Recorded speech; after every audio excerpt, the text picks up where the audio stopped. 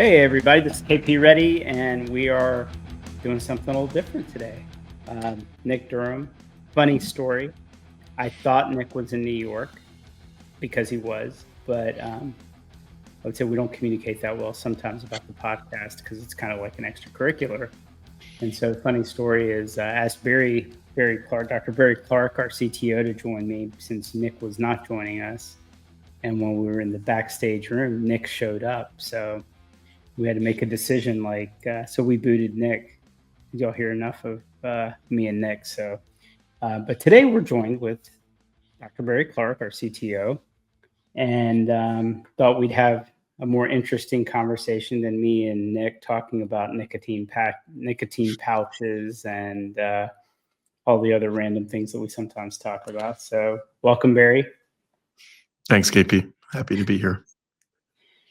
So we've known each other back when. It was kind of funny. I sent you a picture of my two older boys at the open house at Software, where I had my middle kid on my shoulders. He is now 22 years old, and I can probably get on his shoulders. He's probably not getting on my shoulders. I don't think I could carry him. So what year was that at Software? So I think it was 14 or 15, 2014, 2015, because my vivid memory is somewhere right around then. We were all in on a Sunday, and you brought them in to help us cut denim for our automated sewing process. Yeah, so that was one of my more vivid memories. Yeah, because it was funny. So we're for context, we were both at a company called Software Automation. We're building robots to sew clothes. So, replace the tedious tasks of manual seamstresses, tearing up their fingers and all, which it's still fairly manual. And so we were innovating that, and we spun out of Georgia Tech and started a company. And so we had robots that could sew jeans, but we did not buy the cutting systems. So running lean. Yeah. It's the statute of limitations on child labor. I think it's like 5 years. I don't think we're okay. We're okay. But that was a fun time because one, physical startups are now much, we saw the announcement from Boom doing gas turbines. So physical startups are back, right? And our friends at General Catalyst are doing all these physical startups, the Andurils of the world and all that. But back then, when we were doing a quote unquote physical startup, it was the height of SaaS startups.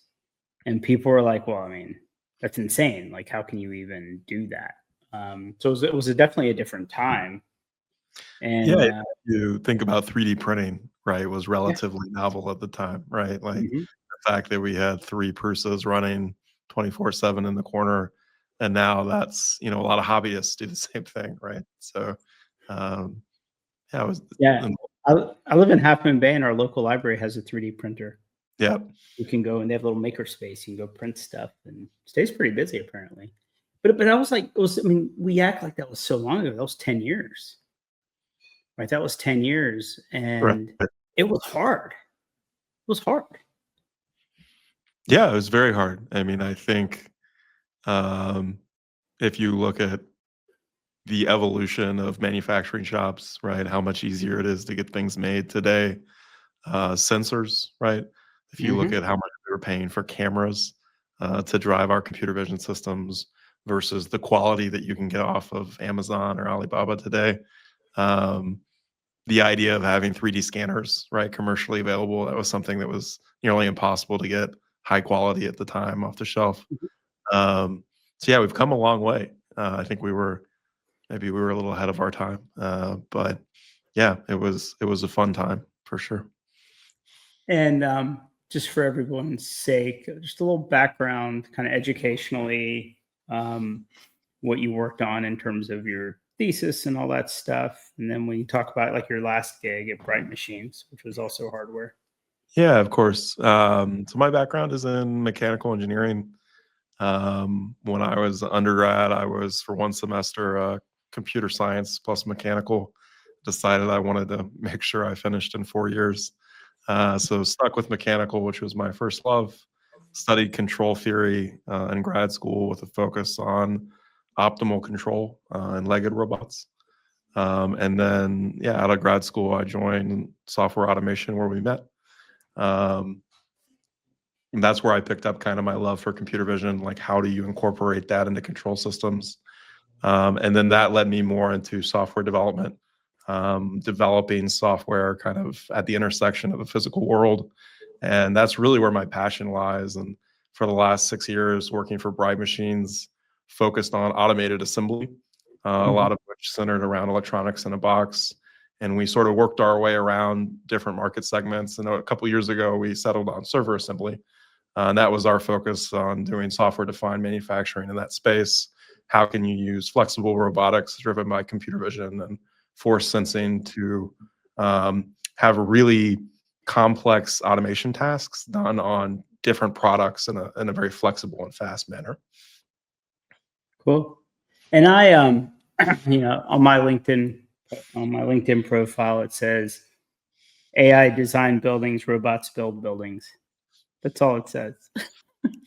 And so I put that on there, and then you came on board to not make me a liar, which I always say that like my job is to for Barry not to make me a liar and for me not to make him a liar.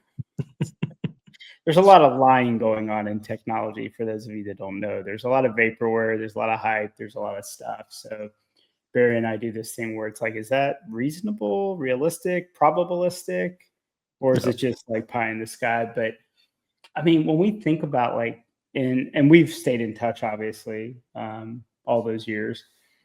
Um, and I always say, like, it's so hard to attract talent to the construction world, the engineering world, because it's kind of, in many ways, it's boring. But besides my good looks and charisma, you joined us, or maybe it's in spite of.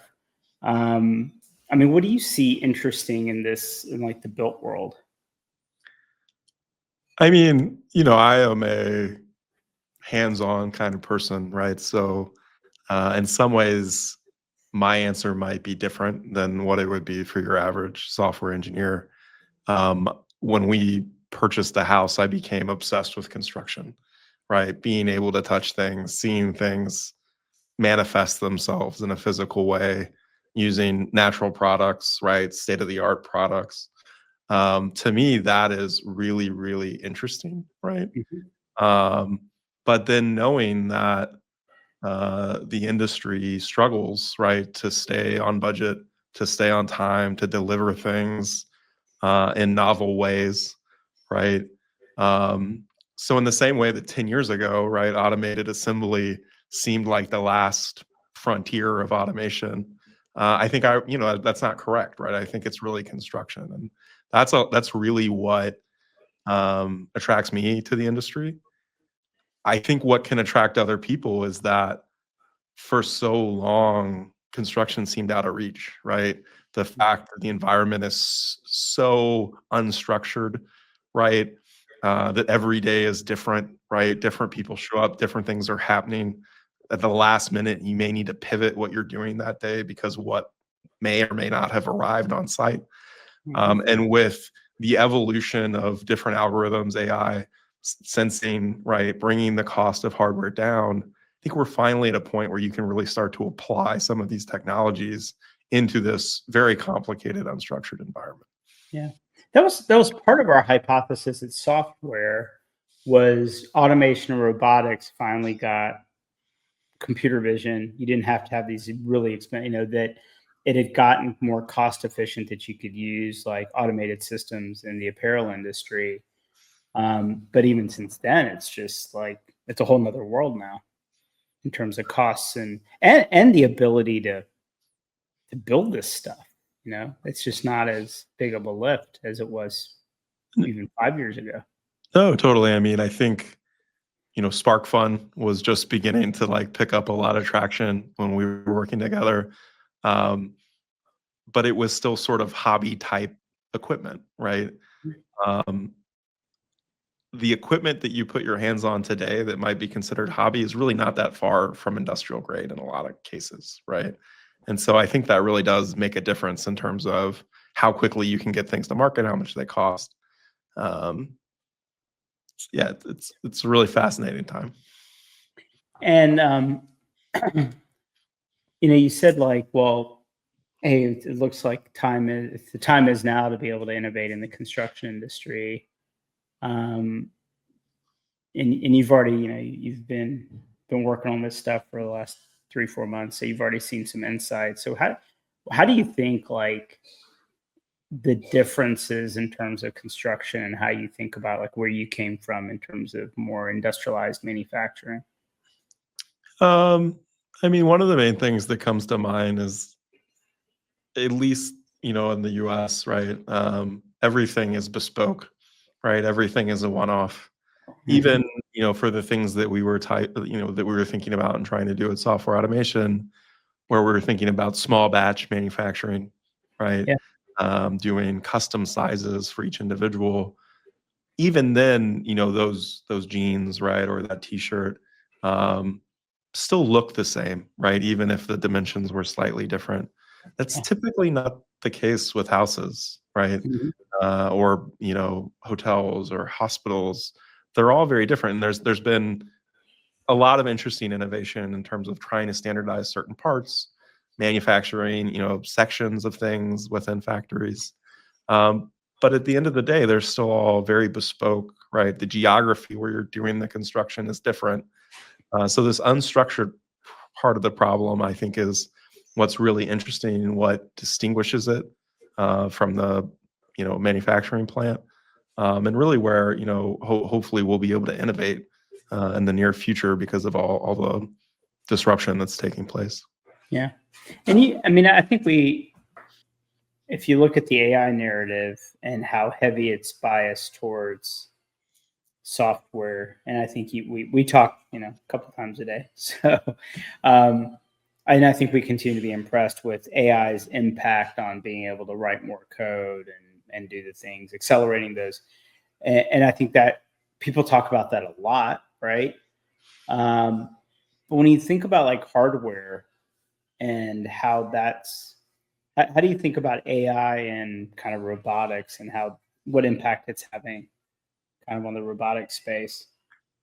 Um, yeah, I mean, I think that's a good question. I think, if you look at a long time ago, if you look at how um, Boston Dynamics was doing their walking robots, right? It was thousands and thousands of lines of basically if statements. Yeah. Um, there was, my favorite quote, which I, beat to death, is basically the unknown unknowns of robotics, right? Which Hmm. 10 or 15 years ago, you spend, 5 to 9 years getting your PhD, and you can make that robot walk, and you have no idea how you did it, right? Because you write this paper, these beautiful equations, and you end up just tuning these magic numbers, right? Or tweaking the hardware to kind of make it work. All of that gets embedded, in AI now, right? And these neural networks, that understanding, the ability to kind of model what doesn't exactly follow, right, the physical Hmm. equations that you think of. Um, and so I really think it makes it easier. You can take less expensive hardware, right? Hardware that has flaws. You don't have to focus uh, as closely on your physical models, right? Hmm. Because as you train, you're naturally going to kind of get some of those dynamics built into the model, right? Yeah. So you don't have to be as smart, right? So I think that's one way in which it helps. Generative design has been around for a long time, right? But Hmm. actually applying AI to improve the hardware, right? Like, how can we make better hardware from Yep. these algorithms, taking this information we already have and optimizing, right, for the situations that we're putting things in. I think digital twins have been around for a really long time, Hmm. uh, but I think it's always been hard to justify the use case. But they're getting easier and easier to use. They're getting cheaper and cheaper to run. So at some point, the ability to simulate your hardware before you build it Yeah. uh, with high fidelity is going to be real, right? There's great examples of people. doing that today. Now I still tend to believe the amount of effort they put in is pretty high to get it to Yeah. work. So the hardware you're building has to be worth it, right? Hmm. But at some point, you'll be able to simulate relatively simple designs, right, in a cost-effective manner before you actually build them. Yeah. No, it's also interesting. I've been talking to a lot of people about like what is the next venture fund look like. I'm just a big believer that if VC has changed a lot, right? So whatever you did last time is probably not what you're going to do next time. It's just you have to evolve. You can't just say I'm going to do what I did in my last fund. But one of the things I've been really studying is thinking about like there's strong narrative around AI and what it's doing to biotech and life sciences, how drug discovery and different things. I was out with on vacation with a bunch of doctors the other day, and one of them used to be the chief medical officer for GlaxoSmithKline or whatever, and there is this acceleration happening in the drug discovery and commercialization space. My general hypothesis is that for our industry, we're going to see a renaissance of new materials, right? In other words, concrete's been concrete for a long time. Steel is, like there hasn't been a ton of innovation there.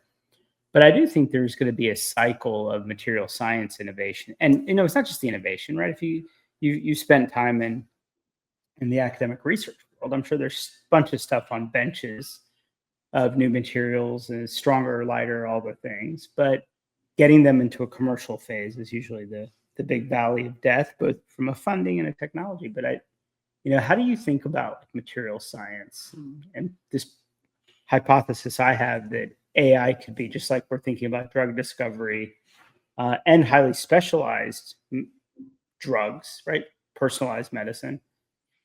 How do you think about how that works in like material science in the future of material science? Yeah, it's a good question. I mean, I think the unknown for me, right, is really around, are you driving 5% improvement, Hmm. right? Or are you driving 500% improvement? And I think that'll be really interesting to see, right? It's not something that I have a good feel for. Yeah. Um, again, I think simulation will play a big part in that. Hmm. Um, and you know, um, when I was in graduate school, I think I've told you this story before, but our design teacher kind of brought out um, the rotor from a Vietnam helicopter, right? Hmm. Which was designed purely by hand, right? No FEA, no CAD. And it was, within like 5 or 10% of being optimal, right? Because they used the back of the book, right? The thing that we always avoided as mechanical engineering students. Um, and so it will be really interesting to see if the types of materials, the types of synthetics that are out there today are within 10%, right? Hmm. Or if we're actually able to make orders of magnitude improvements, right? By combining things, right? By searching databases that, um, you know, people just had a lot of trouble doing, right? Hmm. Um, I guess I would ask you, I mean, is there what's the last big breakthrough in material science that you think made like a real difference in the construction industry? I mean, nothing. Like Wood. we're mass timber, which is just Yeah. wood, but laminated systems. I mean, you see a lot of innovation on the building product side, right? Like HVAC systems and heat Yeah. pumps and things like that, which aren't really materials. It's more kind of engineering type stuff. But I think, if you look at part of commercialization of any product in construction, um, is it's just scale, right? Being able to produce enough. I've seen so many concrete startups that say, "Oh, we can take, industrial slag and drop it into concrete, and it'll make it stronger, or whatever." And then when I was like, "Well, how much of this recycled material can you produce?" They're like, "Oh, we can produce like a ton a day." And then you talk to the concrete people, like, that's like an hour at Yeah. one of our plant, so the feedstock, so to speak, to do anything at, and in construction at scale, like, we've seen some carbon fiber rebar, glass fiber rebar stuff, but it's such a big industry. If you can't get scale, um, it's very hard. But it's interesting when I talk to structural engineering friends of mine about like AI and what's it going to do to their world. Because look, if you look at structural engineering, like a building, the constraints, right? The variables and constraints are fairly well known. And the sizes of steel, concrete, whatever, they're literally in books, right? They're like, it's not, we're not inventing new sizes. So that's very AIable. It's a pretty simple problem for AI, right? But and so they're like, well, what are we gonna do with the rest of our time? And I'm like, how about we start thinking about new materials and the commercialization of new materials, and how we can maybe leverage different materials into buildings. I've seen a bunch of stuff with graphene, right? Like, oh, you can use graphene in structures. And it's like, yeah, but you can't generate enough. So I think to my point is like drug discovery, same thing with material discovery. We Yeah. can find all kinds of things, but if you can't scale them, the commercialization is always the really tough one. So in my optimistic world, I think AI is going to help with that. But then you start thinking too, with just like 3D printing, do I have to build like a composite at scale, or can I build a custom composite for a specific building to solve a bit specific problem? That might be pretty cool too. Yeah, that's very interesting. So if you have a construction project um, that has specific constraints, right? That's a high value Mhm. project. Can you actually create materials kind of in a batch for that specific project? Right, And you could also say that, some of these, maybe we're not actually solving for new materials, but AI is helping us figure out how to scale, right, right? Is also, right? So, like thinking about what variable are we actually improving, right? yeah, Is it the material itself or like how we apply the material? Like, it's mhm. very interesting. Yeah. Yeah, and it's funny, like, for all of our architecture listeners that know I kind of give you all a hard time, like, it's like the idea that architects design buildings that can't be built, right? It's like it's not reasonable.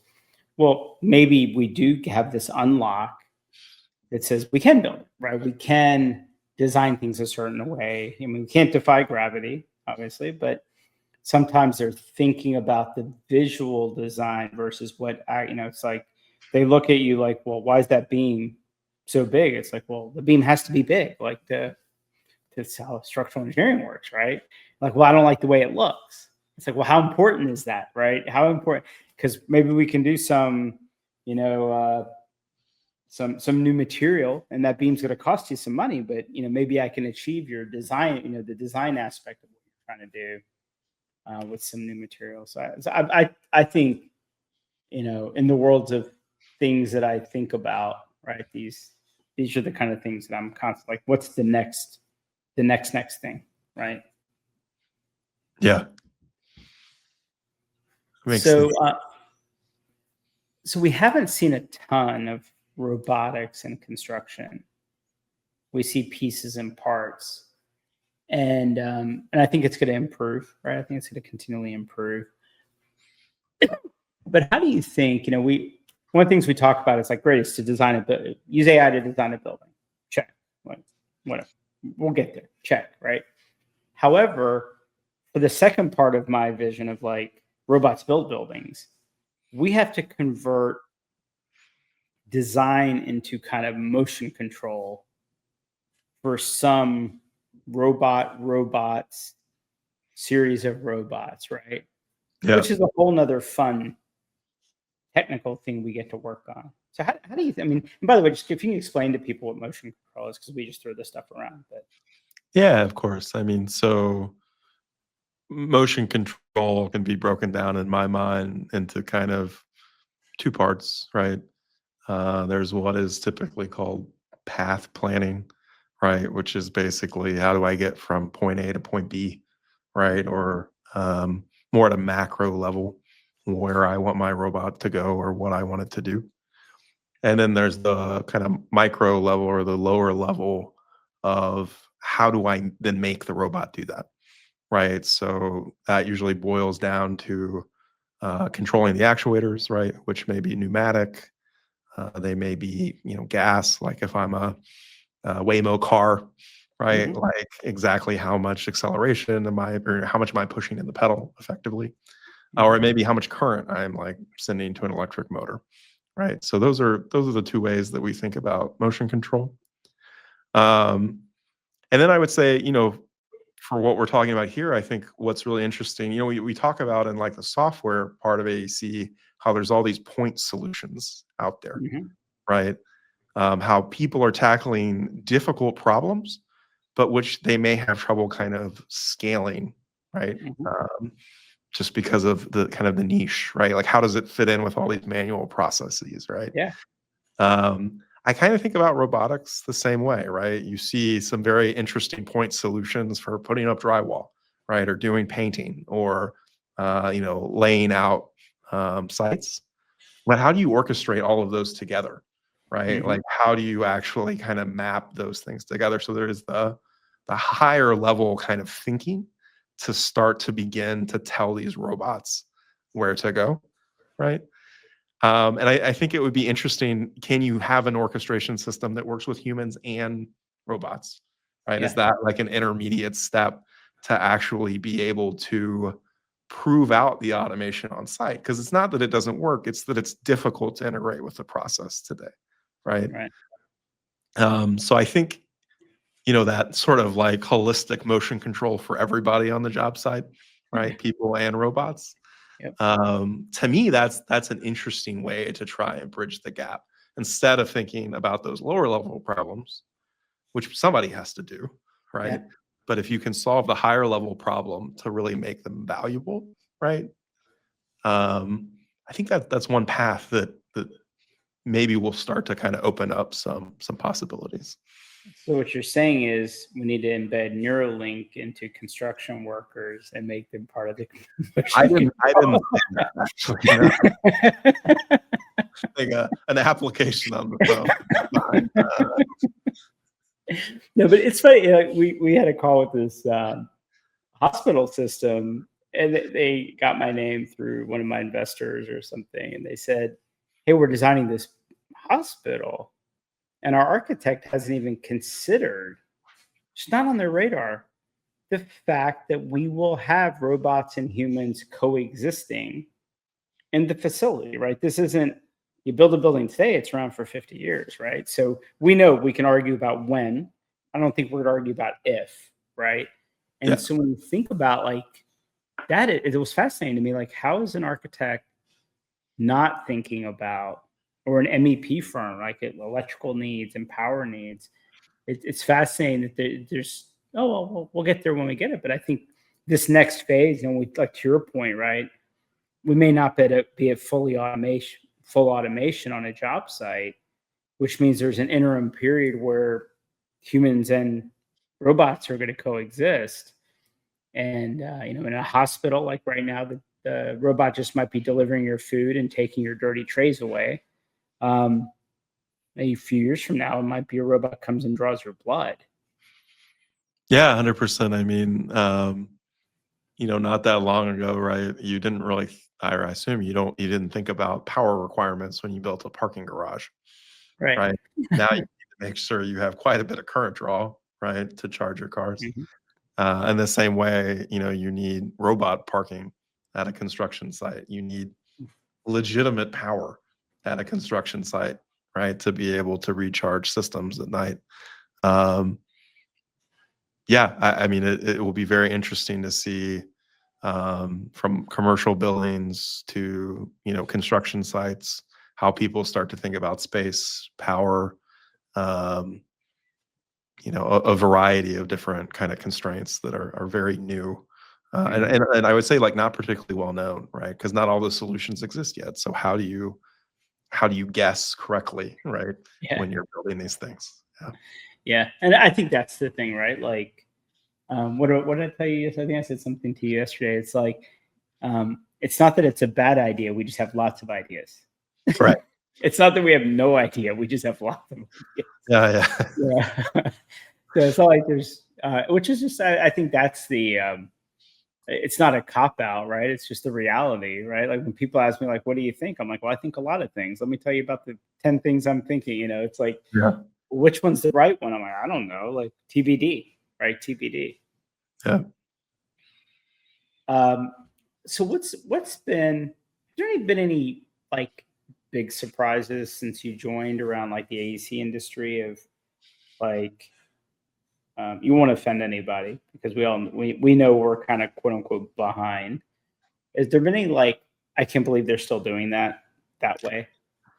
Um, I'll start with, you told me that I'll start with something super positive, Mhm. uh,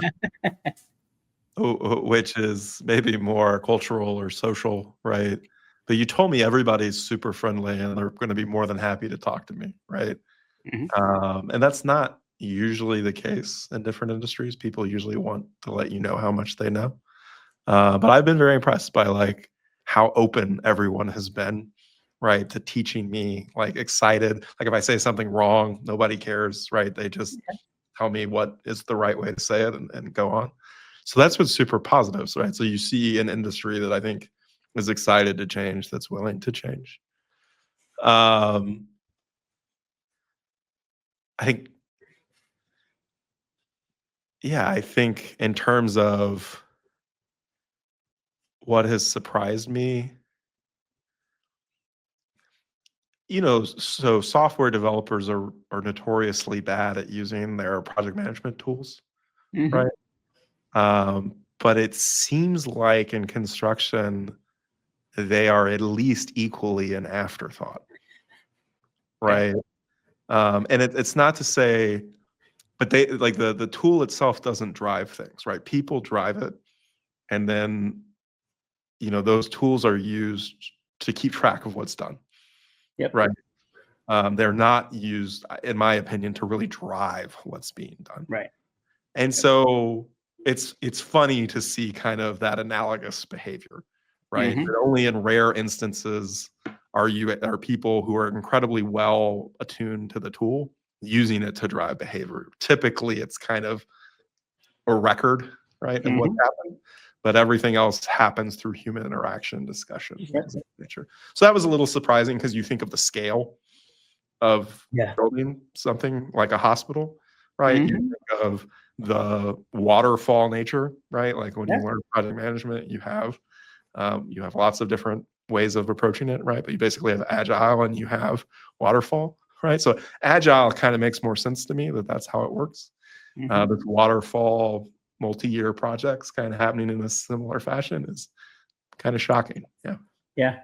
No, I think that's true. Like everybody's using these systems as archival systems, not as planning systems, and I think that is one of the things. It's like, okay, I already did it. Let me go put it into the system so that someone knows I did it versus, hey, here's what I'm going to go do.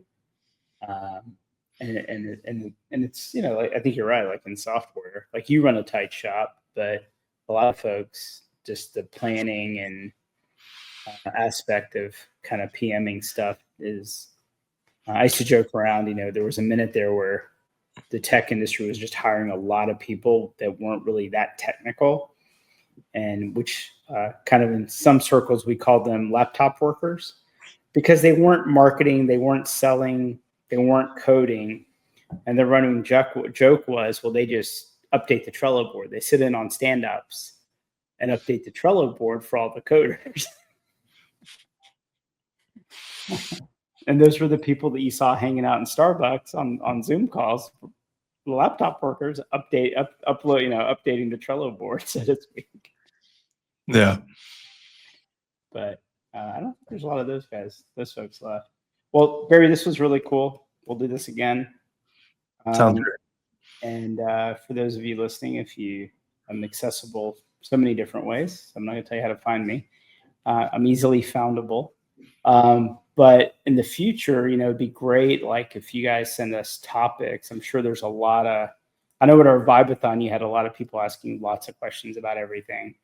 So I feel like we're very fortunate at our firm to have Barry on board. I think as an industry, we're very fortunate to attract people like Barry. So don't, if you have questions, definitely send them in, and maybe we can aggregate some topics and keep doing this. So thanks, Barry.